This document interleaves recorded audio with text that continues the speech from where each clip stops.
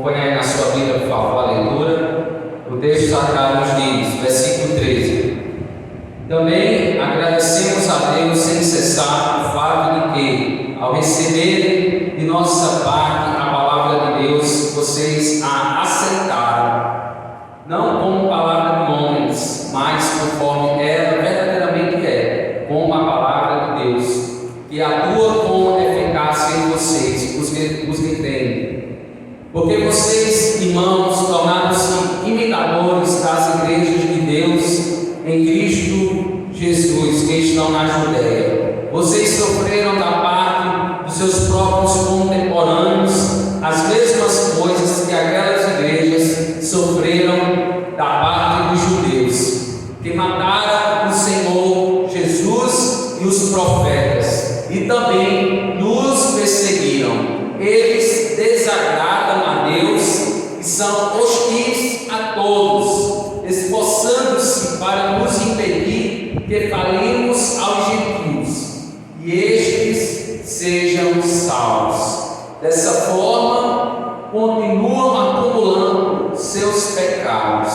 Sobre eles, finalmente, veio a ira. Permaneça com a sua Bíblia aberta. Vamos orar mais uma vez. Pai, no nome do Teu Filho amado Jesus Cristo, ó Deus, nós nos aproximamos da Tua palavra e ela, como já refletimos nessa noite, ela é eficaz para aquilo que ela tem a sua finalidade, o seu propósito de edificação, de consolo, de ensino, de exortação, de admoestação em amor para com as nossas vidas. Então, Pai, nesse momento nós te pedimos, venha sobre nós com graça. Ó Deus, que seja uma noite de aprendizado, que haja, ó Deus, interação, que haja, ó Pai, ó Deus, surgindo dúvidas, nossos amados irmãos possam também estarem, ó Pai, participando, ó Deus, deste momento, para que nós sejamos, ó Pai, conformados à Tua imagem, aprendermos de Ti, da Tua palavra, buscarmos o Senhor nessa noite, ó Deus,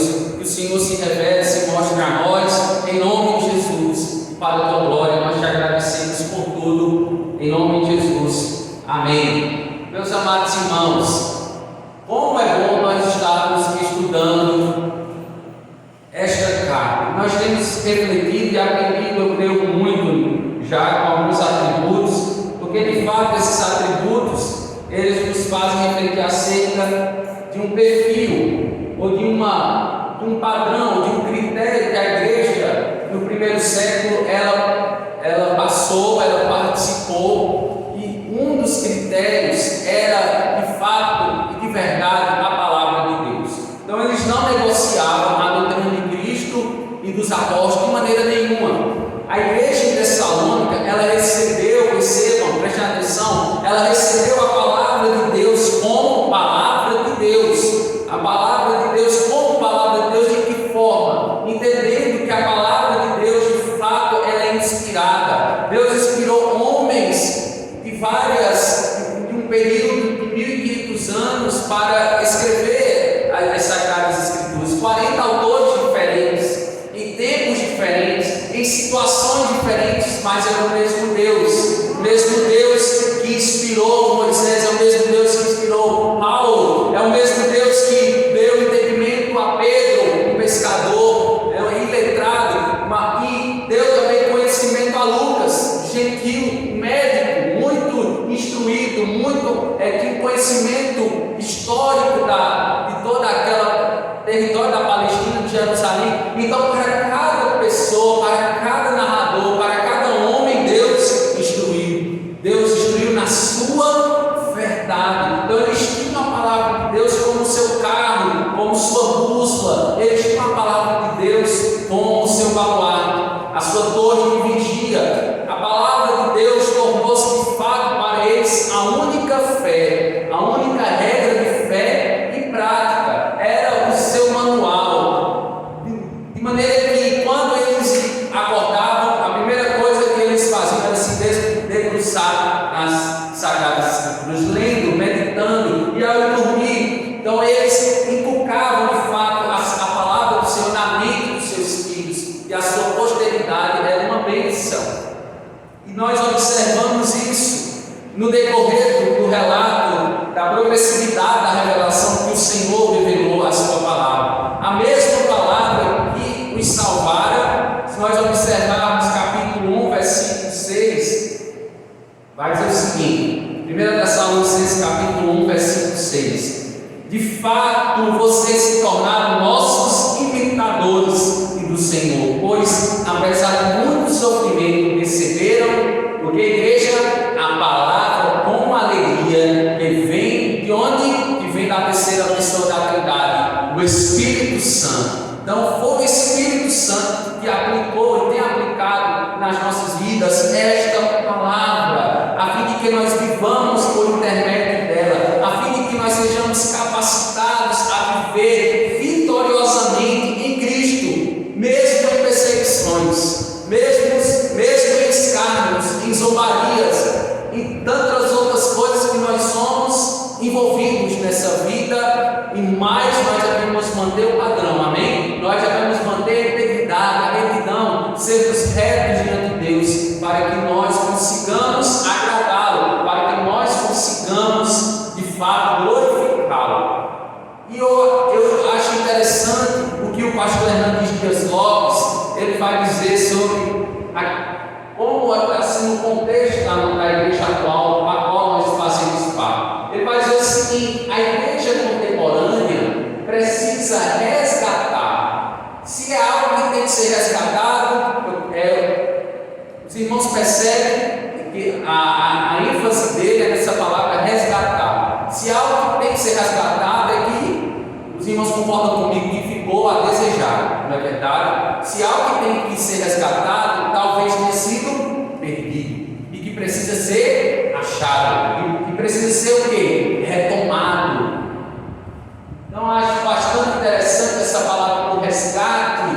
A igreja contemporânea, ou a igreja atual, ela precisa de resgatar o glorioso significado e valor da palavra. Precisamos não apenas conhecê-la, porque muitos conhecem, muitos sabem as narrativas bíblicas, muitos conhecem as histórias bíblicas, conhecem as doutrinas centrais do cristianismo, mas muitos não obedecem, muitos não guardam a palavra. O cântico que a irmãzinha louvou, um dos cantos foi falando acerca da palavra. A tua palavra escondi, guardada no meu coração. Então muitos têm a palavra apenas na sua mente, mas essa palavra ela não desce, ela não enraiza, ela não penetra, ela fica só no mundo das ideias. Ela precisa descer, ela precisa fixar no nosso coração, ela precisa ser apregoada no nosso coração, como a gente usa um prego para estar fixando alguma coisa. A palavra tem que ser como um prego, ela tem que ser fixada, ela tem que ser penetrada na nossa vida. Então é isso que Hernandes está falando, que a igreja, infelizmente, ela está no mundo das ideias, ela é conhecedora, mas ela não consegue ir além do conhecimento, ela não consegue cumprir o mandamento, ela não consegue ir além da teoria. É o que eu falei recentemente, preguei sobre a questão da missão de Deus, que nós temos a teoria, nós sabemos o que temos que fazer, mas será que nós temos obedecido? Será que nós temos praticado aquilo que Deus tem nos ensinado? Então, é uma via de mão dupla. Você tem que saber e tem que fazer. Nós, primeiro, Deus age em nós, né? Deus, Ele nos transforma, Ele muda o nosso caráter, que a partir de nós possamos também fazer a obra dele e que vidas também possam achar Jesus através das nossas vidas. Pois bem, encontramos Paulo dizendo aqui, percebam que os Tessalonicenses, eles apreciavam a palavra. O que é algo que você aprecia? Você olha para o sol quando você acorda, você olha para as nuvens, e o que acontece quando você olha? Você fica perplexo diante da natureza, diante da grandiosidade da criação de Deus. Hoje nós precisamos olhar para a palavra e o quê? Admirá-la. Falta apreciação, falta sede muitas vezes, falta entusiasmo nós irmos para a palavra de Deus. E Hernandes, ele estava refletindo acerca acerca dessa apreciação, desse tomar nota, prestar atenção, que é nós termos propriedade da palavra. E de que maneira nós devemos ter propriedade? Nós nos aproximamos dela. Quando ela se aplica, a palavra de Deus, ela se aplica em nossas vidas. Quando ela gera transformação, quando ela gera mudança de vida. E diante disso, nós temos refletido acerca de alguns atributos de uma igreja exemplar. Quais atributos hoje nós estaremos, a palavra do Senhor vai estar revelando, que nortearam aquela igreja, que trouxe norte, que trouxe um horizonte, de forma holística eles viviam essas verdades. A primeira verdade que eu quero destacar, um dos primeiros atributos, é que eles tinham a palavra de Deus aonde? Eles tinham a palavra de Deus nos seus corações. Eles guardavam a palavra do Senhor no seu coração. Então essa é a primeira verdade que nós conseguimos observar à medida que a gente lê o versículo 13. Alguém pode ler, por favor, para mim? Versículo 13. Outra razão ainda tenho para entretanto, dai graças a Deus, que mesmo vós, recebendo a palavra que Deus nós ouvimos, e que Deus acolheu, e não como a palavra de homem, e sim, como em verdade a palavra de Deus, qual como é feito, esta operando eficazmente em vós, que vos crê. Então, algumas palavras aí nesse versículo tem que chamar a atenção, que a irmã Lenira leu. Quais palavras nos chamam a atenção?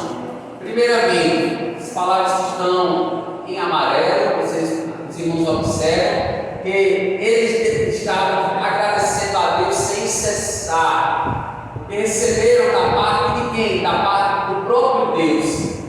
Eles receberam a palavra, eles rejeitaram aceitar. Eles, a Bíblia está dizendo que eles aceitaram, eles foram assertivos, porque eles receberam essa palavra.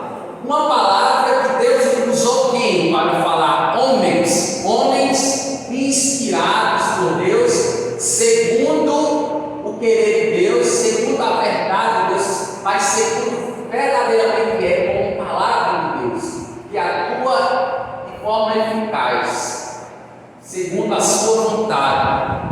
Então, a palavra de Deus não é segundo a ótica humana, não é segundo a visão humana, mas é segundo verdadeiramente o que vem do próprio Deus, segundo a vontade de Deus. Eles receberam o que, igreja? Eles receberam a Bíblia, eles receberam as Escrituras. Eles receberam a instrução, o ensino do nosso Deus. Eles receberam, sobretudo, a palavra de Deus. Eles receberam a fonte de admiração, a fonte primária de admiração daqueles irmãos crentes em Tessalônica era a palavra de Deus. Quando nós admiramos algo, a gente gosta de estar apreciando, não é verdade? Quando nós olhamos, nós admiramos.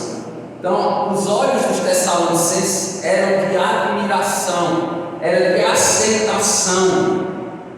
Irmãos, a Bíblia é a palavra revelada, escrita de Deus. Amém? Nós cremos nisso, que ela é a palavra revelada e escrita por Deus. Muitos não entendem, muitos dizem assim: mas essa palavra foi escrita por homens. Quem já escutou isso? E aí cai no descrédito, porque eles vão dizer: não foi Deus que deu a capacidade, mas foram homens que escreveram. De fato, foram homens que escreveram, mas essa palavra não veio das suas próprias mentes, do seu próprio cognitivo, do seu próprio intelecto, da sua própria inteligência, mas foi Deus que deu a habilidade para escrever a vontade dele. A vontade dele de Gênesis e Apocalipse. Deus deu essa autoridade, Deus deu essa instrução unção e essa iluminação do Espírito Santo para que eles pudessem escrever a vontade dele. E a palavra de Deus, o primeiro aspecto é a sua infalibilidade, ela é infalível. Tudo que o homem escreveu, as literaturas, os livros, todos têm erros, todos são falíveis ou têm falhas na sua narrativa. Mas a palavra de Deus não, ela não cai em contradição, ela não cai em desuso. Billy Graham vai dizer que a palavra de Deus é mais atual do que o jornal de amanhã. Interessante essa frase de Billy Graham. Diz que a palavra de Deus ela é mais atual, ela é mais contemporânea do que o jornal, do que o jornal, as notícias que a gente vai receber amanhã, porque elas traçam uma progressividade, ela traça uma história, e as histórias elas estarão se cumprindo à medida que o tempo passa, as profecias bíblicas, os oráculos de Deus, a visão que Deus deu aos homens no passado vão se cumprindo. Por exemplo, Isaías, ele teve a visão de Cristo, o Messias, mas 700 anos é que foi se cumprir a palavra do profeta Isaías, por intermédio de João Batista, o precursor do Messias. Mateus escreve, depois Marcos, Lucas, eles escrevem os seus evangelhos contando a história do Messias, mas ele foi proferido pelo menos 700 anos antes, no Éden. Ele já tem o início deste evangelho, né, no Éden, João 3, Gênesis 3,15, né, que é a profecia referente ao próprio Cristo. Então nós observamos que o primeiro aspecto é que ela é infalível, ela é inerrante, ela é suficiente. Então vamos abrir em algumas referências. Queria que um dos amados irmãos abrissem em Salmos 19, versículo 10. Salmos 19, versículo 10. Aí outro irmão abre Salmos 119, versículo 14.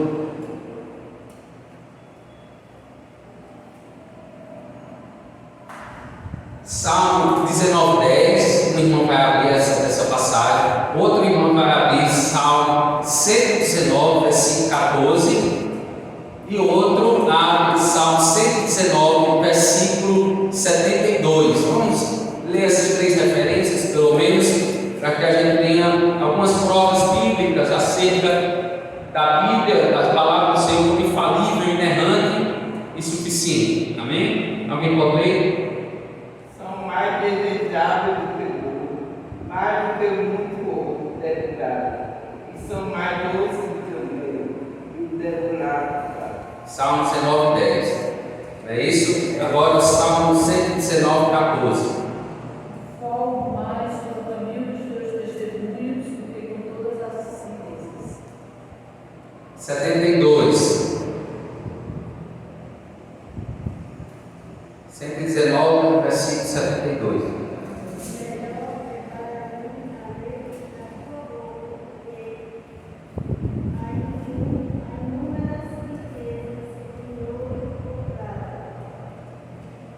Então a Bíblia, as Escrituras, é uma fonte inesgotável de sabedoria, tem riquezas profundas e insondáveis da parte de Deus. Então, essa era a ênfase dos salmistas quando falavam na palavra do Senhor, da fonte inesgotável que elas transmitiam. Então, os tessalonicenses eles estavam crédito à palavra de Deus, não só ouvindo com seus ouvidos naturais, mas segundo Paulo, ouvindo, aceitando, acolhendo a palavra. Isso vai além do ouvir. Amém, igreja?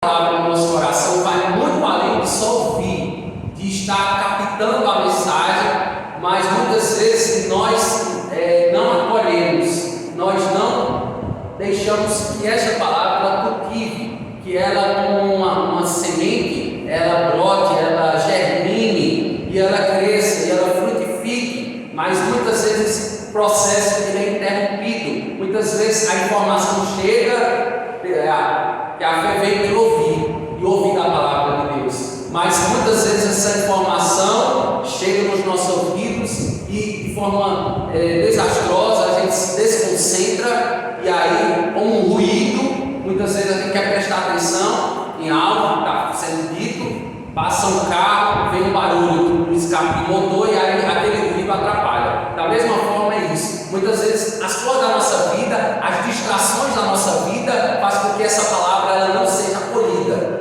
ela não seja guardada no nosso coração, porque as distrações da nossa vida são tantas distrações, são tantos afazeres hoje, são tantas as coisas que nós estamos envolvidos, engajados, e muitas vezes nós não damos crédito à palavra do Senhor, justamente porque são muitas as distrações e essa palavra ela não é internalizada, ela não é guardada no nosso coração. Ou seja, os irmãos Tessalonicenses levavam a sério a palavra de Deus, e muitos, como o tempo da igreja de Tessalônica, como hoje, não estão levando mais a sério a palavra de Deus, não tem ela com, de fato, autoridade sobre as suas vidas, não reverenciam mais o Deus da palavra. Essa é uma realidade. Por que eu digo isso? Porque pessoas percebam o que eu vou dizer, pessoas elas admitem alguns ensinamentos da Bíblia, mas rejeitam outros ensinamentos da Bíblia. Elas observam textos que casam com o seu contexto, com a sua vida, mas textos que vão de encontro com a vida que as pessoas estão tomando, elas o quê? Escanteiam, elas rejeitam, porque elas só querem dar crédito àquilo que elas querem ouvir, não o que Deus quer falar. É o que a gente tem refletido, é o certo, elas têm errado, porque elas têm se desviado do que é o certo, para fazer o que dá certo, mas muitas vezes o que dá certo não é o certo de Deus. Os irmãos conseguem compreender? Vou citar apenas um exemplo. Hoje tem uma versão das Sagradas Escrituras chamada Graça sobre Graça. Quem já viu essa versão bíblica? É uma Bíblia de estudo chamada, depois vocês pesquisam, Graça sobre Graça. Porque a ênfase de quem escreveu esta Bíblia de estudo, por exemplo, ele vai retirar textos bíblicos que vão de encontro, por exemplo, a relação que fala sobre a questão do casamento. Então, textos que vai de encontro com a questão da homoafetividade, né, que vai contra a prática da homoafetividade, eles retiraram os textos. A versão Graça sobre Graça retirou os textos. Elas retiram, eles fazem cortes. Então, aquilo que agrada a eles deixam, que é o amor. Porque a questão da homoafetividade hoje em dia é a questão do amor e do apoio. Ele diz, independentemente de quem você ama, né? Você tem, se você amar a pessoa, se você apoiar a pessoa, tudo bem, está tudo certo. Mas a Bíblia está dizendo que não é por aí. Não é só o amor, não é só o apoio, mas é o que o Senhor regulamenta na sua palavra. Mas eu citei apenas um exemplo, meus irmãos, que há muitas versões hoje que a gente tem que ter cuidado, porque a gente vive num mundo que é relativo, né? Onde eu digo a minha verdade, ela vai até onde a verdade do outro caminha, porque o que eu acredito pode ser o que ele não acredita. O meu ponto de vista é diferente do seu ponto de vista. Então percebam que a gente vive, por exemplo, a questão do feminismo, muito forte hoje também. Por exemplo, tem mulheres que quando vão casar, feministas, que elas dizem o seguinte, geralmente, né, quando o sacerdote, o pastor, o padre pergunta se a pessoa aceita o outro em casamento, né, que quer casar, os votos, né, da fidelidade, de comprometimento, enfim, ele pergunta inicialmente a quem? Ao homem. A questão está tão séria que as mulheres, as feministas, querem que eles perguntem agora a elas, não mais ao homem, porque elas dizem que isso é uma desigualdade. Então, coisas pequenas, né, está mudando a configuração. Tudo isso, se você, por exemplo, se você vai para um local, está sendo servido um almoço, se o garçom servir o homem, já se ele estiver acompanhado de uma feminista, ela vai dizer o quê? tem que servir a mim primeiro, senão eu vou processo o ambiente, né? Processo o restaurante. Então, percebam essas coisas tão pequenas, mas que hoje a gente está vendo uma sessão, as mulheres têm crescido no mercado de trabalho, mas elas estão sendo extremistas, né? A gente sabe que o Brasil ele é um país machista, muito tempo, né?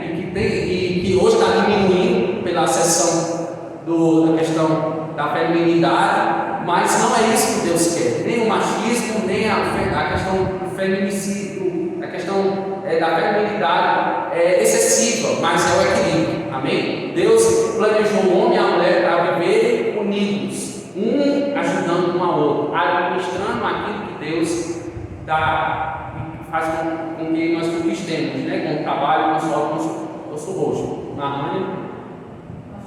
Tem outra questão assim, e a gente vê durante a vida toda, nós nascemos no catolicismo, e apesar de estarem com a palavra, né, ela não é pregada, e os textos que vão de encontro, né, às práticas, elas não são pregadas. Porque pelo menos esses aí já descartaram a Bíblia totalmente. O pior que eu acho é aquelas religiões que dizem que a Bíblia é um prato de fé, entendeu? E só algumas coisas que são pregadas, entendeu? Então, aquilo que for de encontro ao que eles estão fazendo, porque a Bíblia não está mandando, isso daí é descartado. Isso é a realidade. A questão da seriedade, né? Tem coisas que vão de encontro, a pessoa descarta logo. Tem textos que vão ajudar, mas tem textos que para essas pessoas já vão denigrir a sua imagem, eles preferem fazer recortes, né? Recortar. É uma situação bem delicada que a gente vive, mas Paulo ele estava fazendo com que aqueles irmãos refletissem. Esses irmãos aqui, eles tinham uma palavra de fato, verdade sobre as suas vidas, com uma nova fé e prática. Eles levavam a sério, eles aceitavam tantos ensinamentos ensinamentos para a sua vida de forma comum, na teologia da sua vida, né, comunitária, como em qualquer parte da sua vida. Eles aceitavam a exortação, eles aceitavam as admoestações, mas hoje não, hoje está difícil você até admoestar uma pessoa em amor, né, você confrontar uma pessoa em amor, porque um confronto em amor é para que nós sejamos despertados. Nós estamos numa zona de conforto e precisamos de uma palavra do irmão, que o irmão venha até nós, trazer uma palavra de Deus, né, ler a palavra, e nós somos confrontados, e nós voltamos ao caminho, mas muitas vezes, hoje, está sendo difícil a exortação, nesse tempo aqui, né, em que muitas igrejas têm substituído, infelizmente, a pregação, por exemplo, pelo entretenimento. Precisamos, segundo o apóstolo Paulo, o que ele diz? Acautelai-vos, né? Prestem atenção, cuidado com os falsos mestres. Alguém pode ler para mim 2 Timóteo, capítulo 2, 2 Timóteo, capítulo 4, versículo 2. Então, Paulo aqui ele vai dizer que a gente deve ter cautela. Ele estava ensinando a Timóteo, jovem pastor, a ter cautela, a ser precavido, né? A precaução, nós já devemos também estar atentos. 2 Timóteo, capítulo 4, versículo 2. E pregues a palavra, instes a tempo e fora de tempo, redargas, repreendas, exortes com toda unidade de doutrina. Versículo 3, então. Porque virá tempo em que não sofrerão a sua doutrina, mas tendo comichão dos ouvidos, amontoarão para si doutores conforme as suas próprias concupiscências. Conforme as suas próprias interesses ou desejos. Concupiscência quer dizer desejos, né? Então eles amontoarão, eles estarão em volta de mestres, doutores das Sagradas Escrituras, que pregam segundo os seus próprios interesses, as suas próprias vontades, as suas próprias paixões. Isso está acontecendo hoje, irmãos? Será que está acontecendo isso hoje ou não? Só o que está, né? Porque é muito cômodo a gente ouvir o que a gente quer ouvir. É muito bom da gente ouvir coisa que massageia o nosso ego. É muito bom da gente ouvir coisa que levanta o nosso astral, como por isso por aí, né? Que diz que você é bom, você é importante, você é especial. A gente é, mas não tanto assim. Deus, Ele sabe as nossas fragilidades. Ele sabe que se nós muitas vezes sermos levados a escutar muitas coisas das nossas potencialidades, a gente distancia do alvo, que é Cristo, do aperfeiçoamento. Se você não é bom, se você está completo, para que o aperfeiçoamento? Para que serve o aperfeiçoamento? O aperfeiçoamento nós entendemos o aperfeiçoamento cristão como algo que tem que ser completado. A gente não é gradativo, a gente não está completo, a gente não está inteiramente com Deus. A gente precisa de acertos, a gente precisa de ajustes. Então é a palavra de Deus que nos molda, é a palavra de Deus que nos transforma. Então, os irmãos em Tessalonicenses, eles entendiam essas verdades, eles estavam nesse processo, eles tinham cuidado de conferir tudo, né? Não engolir tudo que a gente escuta por aí. Hoje as pessoas, elas se perdem porque elas engolem tudo, elas não têm cuidado de conferir, de observar, de abrir, de ler, de meditar, mas tudo que elas escutam, elas já estão andando, elas já estão. Por isso que, se você pergunta por exemplo, alguns grupos religiosos, né? Por exemplo, o catolicismo, você pergunta alguma coisa da Bíblia para um católico, dificilmente ele vai explicar aquela passagem. Dificilmente. Infelizmente, tem poucos, a grande maioria não são praticantes. Não tem as Sagradas Escrituras como um manual de fé em prática, porque elas se perdem. Então, isso acontece no meio cristão, no evangelho, infelizmente, né, para a nossa vergonha, acontece também. Tem música que você perguntar, textos assim de fácil interpretação, você pergunta à pessoa, a pessoa não sabe falar, comentar, dizer que de fato o Espírito está dizendo para ela, porque a pessoa não busca aprender em casa, não busca estudar, não busca aprender. Então fica difícil a gente muitas vezes questionar, muitas vezes inquirir, porque as pessoas, meus irmãos, ele vem a nós, ele não vem com coisas fáceis, mas ele vem confrontando coisas difíceis. E se a gente não tiver fortalecido, se a gente não tiver a par da palavra, a gente é engolido pelo mundo, porque vão testar a nossa fé, vai haver provas contra a nossa fé, e aí nós devemos estar respaldados biblicamente, amém? É o que Pedro vai dizer na sua primeira carta, né? Versículo 3, se eu não me engano, capítulo 3, versículo 15, né? Que nós devemos estar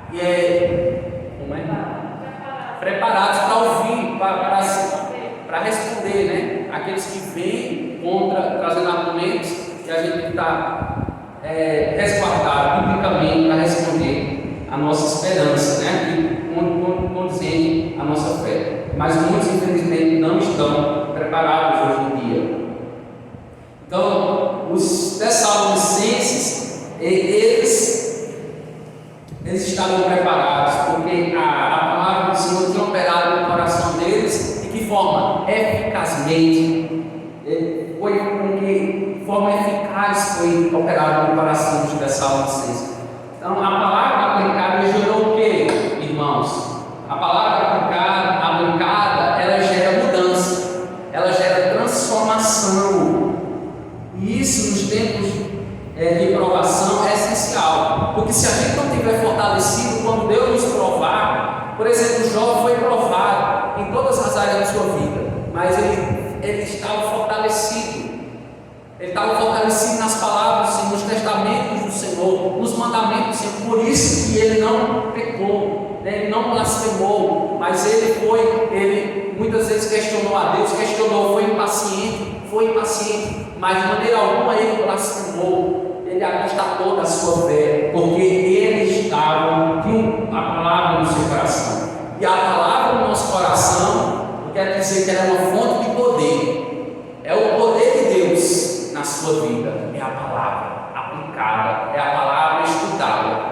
Pode vir o que vier, você não vai ser abalado se você estiver fundamentado na palavra, se você estiver sustentado na palavra, venha o que vier. Vai ser difícil nós sermos abalados, porque nada pode os abalar, aqueles que estão sustentados pela palavra. Gosto muito de um puritano, né, que viveu no século XVII, Matthew Henry. Eu gosto muito de refletir acerca dos seus pensamentos, e ele vai dizer o seguinte sobre a palavra. Ele diz o seguinte, Matthew Henry: a palavra nos ajuda não só a ser exemplo, mas também nos auxilia na constância e paciência nos sofrimentos e nas tribulações por amor ao Evangelho. Interessante, ela não apenas nos faz nos esmerar para darmos um bom testemunho, para sermos um exemplo, mas também ela nos faz firmes e constantes. Na sociedade que nós estamos vivendo, é uma sociedade inconstante, onde as pessoas um dia estão de uma forma, outro dia estão de outra, vivem de uma maneira, de um determinado período de sua vida, de outra forma, mas a palavra de Deus, ela traz constância, ela traz firmeza no nosso viver, ela nos faz pacientes em meio a sofrimentos.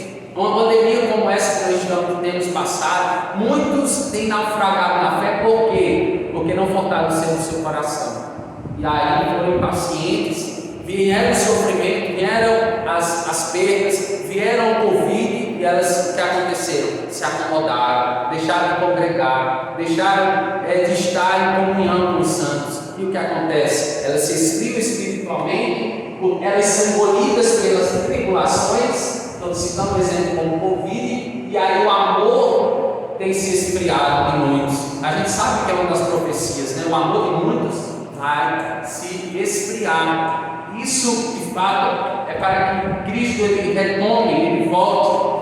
E a expressão aqui, se nós observarmos, está operando eficazmente, quer dizer que a palavra de Deus, embora transmitida pela agência humana, é uma mensagem divina que opera nos crentes por meio do Espírito Santo. Alguém pode ler para mim, por favor, Atos 20, versículo 32. Atos 20, versículo 32.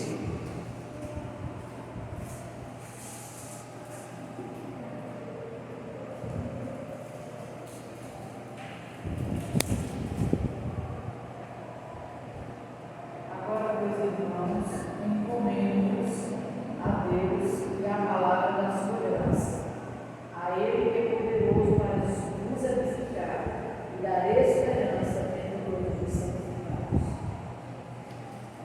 A Ele que comunica essa esperança, comunica essa santificação, que traz essa mensagem de transformação. Então os apóstolos, eles compreendiam a palavra de Deus, como ela atua eficazmente, ela tem esse efeito positivo nas nossas vidas. Porque Isaías vai dizer que a palavra do Senhor ela é eficaz para aquilo que Ele designou. Ela tem uma dupla finalidade: para aqueles que recebem, para aqueles como os Tessalonicenses aceitaram, deixaram essa palavra ser implantada nos seus corações, trouxe para eles o quê? A salvação. Mas, do contrário, ela traz também condenação. Para aqueles que rejeitam, para aqueles que nos seus corações essa palavra ela não plantou, ela não brotou, ela não frutificou. Então, para eles já há uma condenação. Por isso que ela é eficaz. Ou ela traz salvação, ou também traz condenação. Por isso que nós somos agraciados, nós somos mais do que bem-aventurados, porque ela trouxe para nós salvação, porque ela trouxe mudança, ela trouxe transformação. Por isso nós somos muito mais do que agraciados por Deus. E temos o segundo atributo, né? A gente viu que o primeiro atributo é que eles guardaram a palavra do Senhor nos seus corações. E o segundo atributo, uma segunda verdade que eu consigo observar nesse texto, é que eles tinham a disposição de passar por aflições em prol da sua fé. Então, como dizem por aí, é o sangue dando na canela e eles demonstrando a sua fé. Eram eles sendo perseguidos, tendo seus bens confiscados, sendo mortos em praça pública, sendo colocados em chamas, né, como postes, né? E continuaram o quê? Passando por aflições, mas permaneceram na sua fé. Porque vocês, irmãos, tornaram-se imitadores das igrejas de Deus em Cristo Jesus. E estão aonde? Na Judéia. Vocês sofreram da parte dos seus próprios contemporâneos as mesmas coisas que aquelas igrejas sofreram da parte dos judeus, que mataram o Senhor Jesus e os profetas e também nos perseguiram. A prova cabal que os tessalonicenses tinham recebido, verdadeiramente, irmãos, a palavra poderia ser vista na disposição deles em passar por aflições em prol da sua fé. A resposta é esta, que os colocou lado a lado uns com os outros cristãos, porque era a sua realidade. Quando a gente passa por uma provação, por uma aflição sozinho, é diferente quando você passa com alguém do seu lado, com um irmão na fé, orando por você. Por isso que nós somos igreja, amém? A igreja é a Assembleia dos Santos, é a reunião. Nós nos reunimos aqui para adorar o Senhor, mas nós estamos também envolvidos na comunidade que nós vivemos. Por isso que nós sustentamos um ao outro, porque nós oramos uns pelos outros, nós edificamos uns aos outros. Por isso que juntos nós conseguimos passar por tribulações que sozinhos a gente não consegue, a gente desfalece, a gente esfria espiritualmente. Mas o que acontece é que muitas pessoas passam por problemas hoje e aí se acham autossuficientes, um super-herói, né? Como se fosse o guardião da galáxia, né?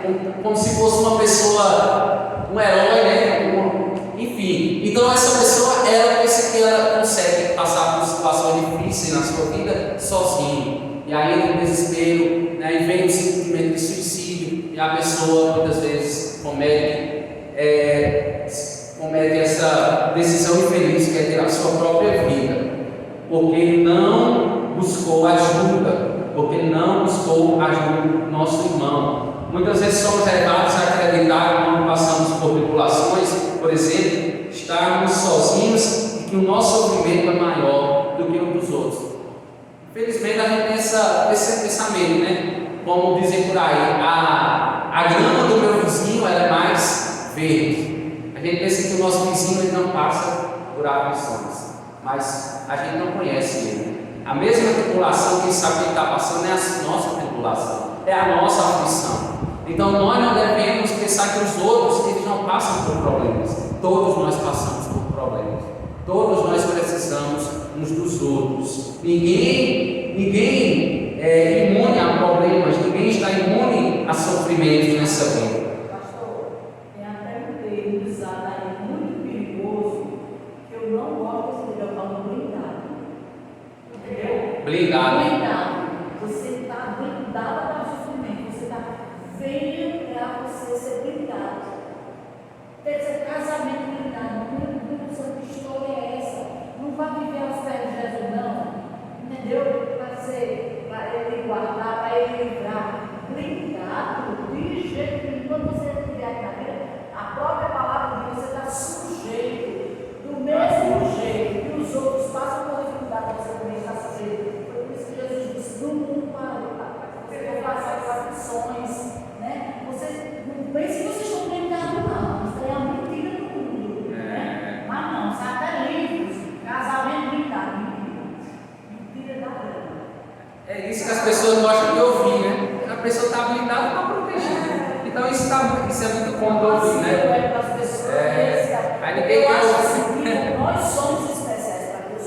Nós somos, eu acredito que alguém dá seu filho para morrer em favor dos pecadores sem futuro desse, é porque realmente nós somos muito especiais para Ele. Mas isso não nos dá o direito de agora achar, né? Que agora nós somos, nós vamos ter... A cereja do bolo, né? Nós somos... Eu acho um pacote. Então, Mas é aquela coisa, né? Cada que fazem aí casamento lavado pelo sangue de Jesus. Porque nós somos, né, protegidos, espiritualmente falando, e também até fisicamente, porque o Senhor nos guarda, né? A Bíblia diz que jamais o Senhor nos desampara, né?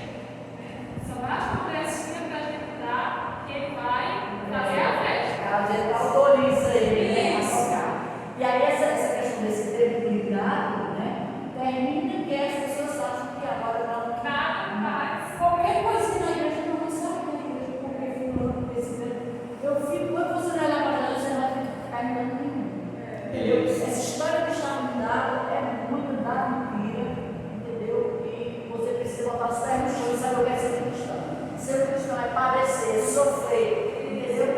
Ser um cristão verdadeiramente você, como diz, bonito, sabe? Né? A gente tem que entender, né, o nosso chamado, a nossa vocação e como eles viveram aqui em aflições. Mesmo em aflições, eles não negaram a fé. Esse é o teste. O teste da fé é via aprovação, via aflição, e nós perseverarmos. Eles perseveraram. Será que nós temos perseverado ou a gente tem rejeitado, né? Não tem aceitado a correção muitas vezes, a disciplina do Senhor, né, na nossa vida, porque o Senhor ama aquele filho que disciplina. Então Deus, Ele provou no passado os seus filhos, e por que Ele não vai provar os seus filhos hoje? Seria algo contraditório, né? O mesmo Deus, Ele é imutável em seu ser. Ele provou e a forma pedagógica dos seus filhos se aproximarem mais dele, ter uma fé mais autêntica em Cristo, é justamente por conta dos sofrimentos. Por isso que nos sofrimentos a igreja foi aprovada no Tessalonicenses, porque eles não negaram. E que nós também, no meio do sofrimento dessa vida, porque desde quando nós nascemos, abrimos os olhos, fomos colocados numa cama, né, em outros mais humildes, em outras situações, né? Mas não importa aonde você nasceu, desde quando nós nascemos, nós já sofremos. Nós já vivemos em sofrimentos nesse mundo e estaremos finalizando nossas vidas, possivelmente em sofrimento, mas nós não devemos fazer com que isso nos distancie de Deus, mas nos aproxime dele, porque nós com isso seremos aprovados, se nós perseverarmos, amém, irmãos? Se nós estivermos firmes no Senhor, como os irmãos Tessalonicenses estavam firmes, eles eram imitadores de Cristo, eles eram imitadores do apóstolo Paulo. Cristo sofreu, o apóstolo Paulo sofreu, os irmãos em Jerusalém sofreram, e por que nós não sofreremos? Isso é de fato algo que é intrínseco à nossa natureza redimida, a nossa natureza comprada pelo sangue de Cristo. Então, eles entenderam, eles compreenderam que a fé que eles diziam ter em Cristo, ela deveria perseverar. O sofrimento na Judéia não destruiu a igreja, mas antes o sofrimento também ele purifica. Sabia que o sofrimento ele purifica, ele traz purificação para a igreja, pureza, porque aqueles que de fato não são do Senhor, aqueles que de fato não são eleitos, não foram salvos, não foram chamados eficazmente, eles não perseveram. Aí há uma purificação. Eu entendo a pandemia, né? Muitos estudiosos entendem a pandemia também como um juízo de Deus, né, da parte de Deus sobre as nações, e como um meio também de purificação. Porque muitos estavam, felizmente, vivendo uma vida vergonhosa, envergonhando o Evangelho, e aí veio essa pandemia e trouxe muito conserto. Muitos irmãos também na fé eu creio foram consertados, aqueles que quiseram ser consertados, aqueles que não quiseram um conserto, felizmente caíram, né? Sucumbiram, apostataram da fé. Então é uma purificação também. O sofrimento ele purifica-nos, né? Ele traz essa ruptura nossa, porque muitas vezes nos tira de cima do muro. Ou então você não pode servir a Deus, senhores. Ou você serve o nosso Deus, então você não pode servir a Deus como Jesus disse, a Mamon, né? O Deus da riqueza, né? O Deus dos deleites da nossa carne. Então nós devemos entender que eles perseveraram na fé, e que nós possamos perseverar, porque Deus livra a sua igreja, mas a Bíblia está dizendo aqui que Ele derramará sobre os que nos perseguem o seu justo juízo, porque aqui Deus derramou juízo sobre aqueles que estavam perseguindo. De Deus não se zomba, né? A tudo que o homem plantar ele vai semear. Se alguém que está perseguindo o povo dele, ao seu tempo Deus faz justiça, Deus derrama a sua ira, e foi o que aconteceu. Se a gente observar nos versículos 15 e 16, vai dizer o seguinte: eles desagradam a Deus. Quem desagrada a Deus? Aqueles que estavam perseguindo, né? Os irmãos na Judéia, e são hostis que são nocivos, né? Tratam com maldade, com perversidade, com coração maldoso, né? Tratando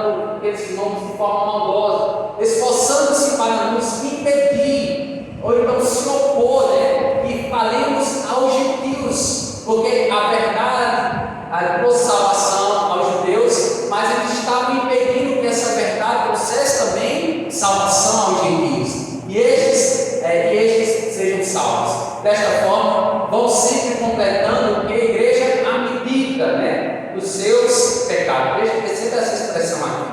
À medida dos seus pecados, sobre eles finalmente veio a ira.